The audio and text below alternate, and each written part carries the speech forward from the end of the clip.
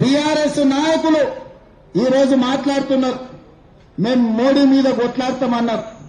మరి ఆ సన్నాసులను అడుగుతున్నా, లక్షల కోట్ల రూపాయల దోపిడీ జరిగితే ఒక్క రోజైనా మాట్లాడినరా మీరు అని. ఎందుకు ఇవాళ బీఆర్ఎస్ వాళ్ళు బీజేపీని ఎందుకు నిలదీస్తలేరు?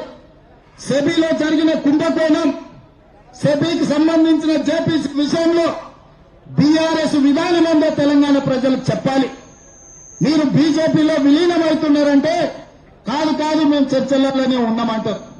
మీరు విలీనమవుతారో మీరు మలీనమవుతారో మాకు సంబంధం లేదు. ఇవాళ ఈ సెబీలో జరిగిన కుంభకోణం మీద కేసీఆర్ విధానం ఏందో కేసీఆర్ మాట్లాడాలి. ఇవాళ కేటీఆర్ ఎందుకు ఈ విధానాన్ని ప్రశ్నిస్తూ ఈ ట్విట్టర్ తిల్లు తన ట్విట్టర్ లో పెట్టట్లేదు అని నేను అడుగుతున్నా. అక్కడికి వచ్చేది అక్కడికి రాంది.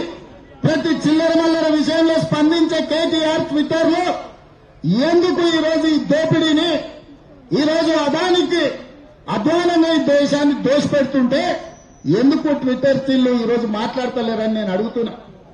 టీఆర్ఎస్ లకు పట్టలేదా?